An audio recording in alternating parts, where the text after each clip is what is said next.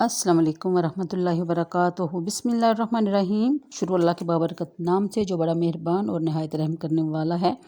آج پارہ نمبر 4 ہے، سورہ نساء کی آیت نمبر 3 کا بقیہ۔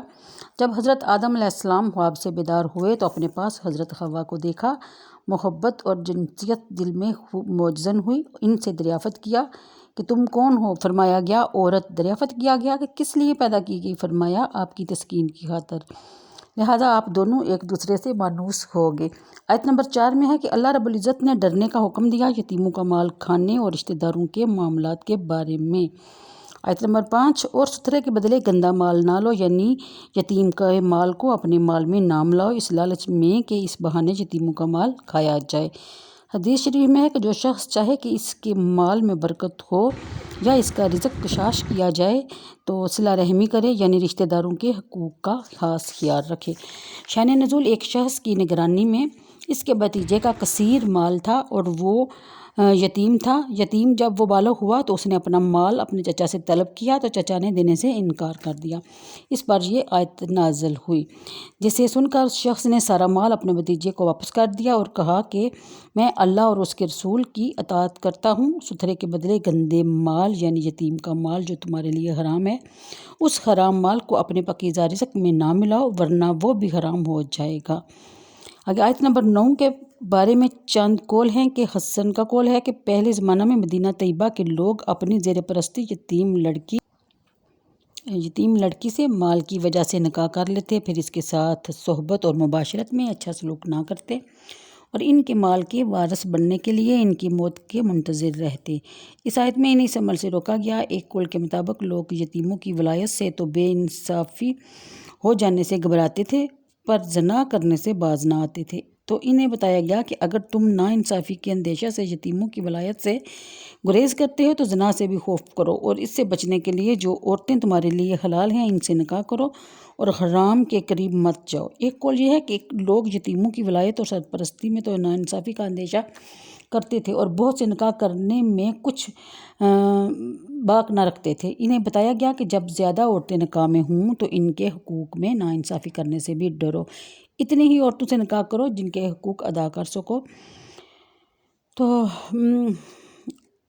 اکرمہ نے حضرت ابن عباس سے روایت کی کہ قریش 10 بلکہ اس سے زیادہ نکاح کرتے تھے، مگر جب ان کا بار نہ اٹھا سکتے تو جو یتیم لڑکیاں ان کے سرپرستی میں ہوتی ان کا مال خرچ کر ڈالتے۔ اس آیت میں فرمایا گیا کہ اپنی استطاعت دیکھ لو اور 4 سے زیادہ نہ کرو، یعنی کہ 4 سے زیادہ نکاح نہ کرو، تمہیں یتیموں کا مال خرچ کرنے کی ضرورت نہ پیش آئے۔ اس آیت سے یہ مسئلہ بھی معلوم ہوا کہ کسی آزاد مرد کو ایک وقت میں 4 شادیاں یا نکاح جائز ہیں، خواہ وہ خرا ہوں یا باندیاں، بشرطے کہ وہ ان کے ساتھ ناانصافی نہ کرے۔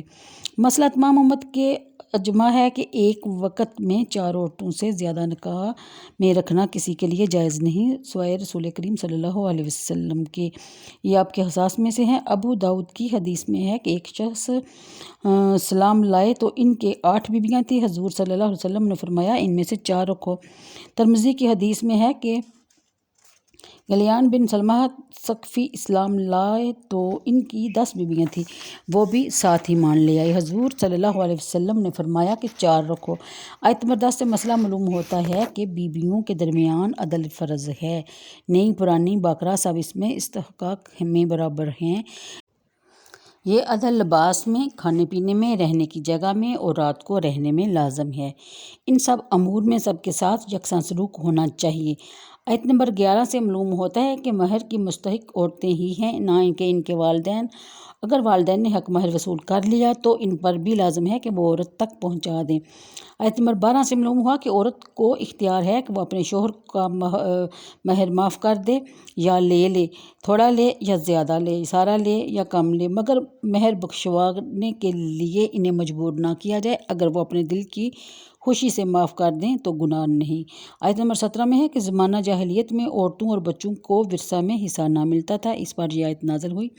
اس آیت میں اس کو باطل قرار دیا گیا۔ آیت نمبر 20، اس میں عذر جمیل، وعدہ حسنہ اور دوا خیر سب داخل ہیں۔ اس آیت میں میت کے ترکہ سے غیر رشتہ داروں اور یتیموں اور مسکینوں کو کچھ بطور صدقہ دینے کا بھی حکم دیا گیا۔ زمانہ صحابہ میں اس پر عمل تھا، محمد بن سیرن سے مروی ہے کہ ان کے والد نے تقسیم کے وقت ایک بکری ذبح کر کے کھانا پکایا اور رشتہ داروں اور مسکینوں کو کھلایا اور یہ آیت پڑھی۔ ابن سیرن سے اسی مضمون کے عبیدہ سلیمانی سے بھی روایت کی ہے کہ اس میں یہ بھی کہا گیا کہ اگر یہ آیت نہ آئی ہوتی تو یہ صدقہ میں اپنے مال سے کرتا ہے، جس کو سوم کہتے ہیں، کچھ لوگ کل اور کچھ تیجے کا ختم بھی کہتے ہیں۔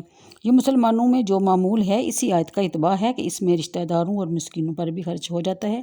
اس میں کلمہ کا ختم، قرآن پاک کی تلاوت اور دعا قول معروف ہے۔ اس میں بعض لوگوں کو بے جا اصرار ہو گیا جو بزرگوں کے اس عمل کا محاذہ تو تلاش نہ کر سکے، باوجود یہ کہ قرآن پاک میں اتنا صاف موجود تھا، لیکن انہوں نے اپنی رائے کو دین میں داخل دیا اور عمل خیر کو روکنے کی کوشش کی۔ اللہ تعالیٰ ان کی ہدایت فرمائے۔ اوکے جی، اللہ حافظ، مجھے دیجیے اجازت اور اپنا رکھیے خیال، اور ویڈیو کو لائک اور شیئر کر دیا کریں۔ خدا حافظ۔